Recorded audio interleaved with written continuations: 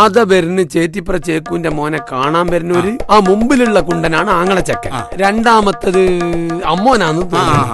ആ മൂന്നാമത്തത് ഒരു നീലക്കുപ്പായിട്ട കുണ്ടൻ, അത് ലോയിക്കരനാവും. മൂസ പോയിക്കോ, ഇത് ഞാനേറ്റു.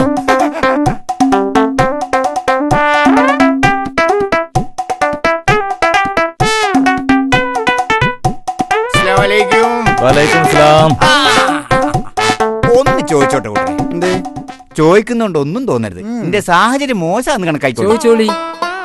നിങ്ങളിവിടെ ഭൂമി വാങ്ങാൻ വന്നവരാണ്? അല്ല. എന്തേ? ഞാനൊരു 10 സെന്റ് വിൽക്കാൻ നടക്കുക. മോള് മെഡിക്കൽ കോളേജിലാണേ. മോക്കെന്താ അസുഖം?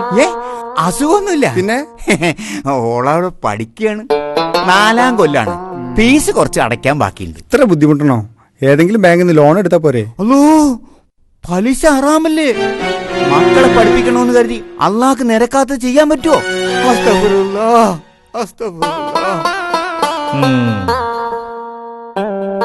പോയിക്കോളി, സ്വത്ത് കൊള്ളാൻ വന്നവരാന്ന് കരുതി. കുടുങ്ങിയോ സ്വത്ത് വിൽക്കാൻ നോക്കിയാലേ ഇട്ടി ചവിട്ടി വില കുറയ്ക്കൂ, കല്യാണം മുടക്കൂ. വല്ലാത്തൊരു നാടാ മക്കളെ ഇത്. നിങ്ങളെ പേരെന്താ?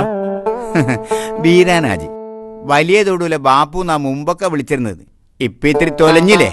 ബാപ്പ പോയി, ഉമ്മർക്ക് പോയല്ല, നല്ല കായ് ചെലവാക്കിയ ഹജ്ജിന് പോയത്. അതുകൊണ്ടാ ബീരാനേന്ന് വിളിക്കാത്ത, അല്ലെങ്കിൽ അങ്ങനെയും വിളിക്കും. അത്രയ്ക്ക് തൊലഞ്ഞു പോയി മക്കളെ. അതെ ആചാര്യ, നിങ്ങൾക്ക് ഈ മുഹമ്മദ് മുസ്തഫനെ അറിയോ? ആദരവായ മുത്തു മുഹമ്മദ് നബീനെ തൊട്ട് ഒരുപാട് മുസ്തഫമാരെ എനിക്കറിയാം. നിങ്ങൾ ഏത് മുഹമ്മദ് മുസ്തഫാനെ പറ്റിയാ ചോദിച്ചത്? അതെ, ചേറ്റിപ്പുറം ചേക്കുവിന്റെ മോനെ. എന്താ ആചാരെ? ചേനക്കുയ്യൻ ഔലാണോ ഈ ആലോചന കൊണ്ടുവന്നത്? ഓനെപ്പോലെ ഉള്ളവർക്ക് നിങ്ങളെപ്പോലത്തെ നല്ല മനുഷ്യന്മാരെ പറ്റിക്കാൻ തോന്നും. മുസ്തഫക്ക് എന്താ പണിനെ പറ്റിയൊന്നും പറഞ്ഞില്ല. പറയൂല, പറയാൻ കൊള്ളൂല. അഡ്രസ് കൊണ്ടു തന്ന് നല്ലപോലെ അന്വേഷിച്ചാളാനും പറഞ്ഞ അബ്ദുള്ളാക്ക.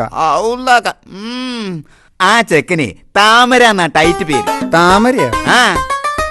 താമര എപ്പോഴും വെള്ളത്തിലല്ലേ? ഞാനൊന്നും പറയുന്നില്ല. ഒരു പെൺകുട്ടി കഞ്ഞിക്കലാണ് കാര്യമാണ്. നല്ലോണം അന്വേഷിച്ചു. എങ്ങനുണ്ട്? പ്രശ്ന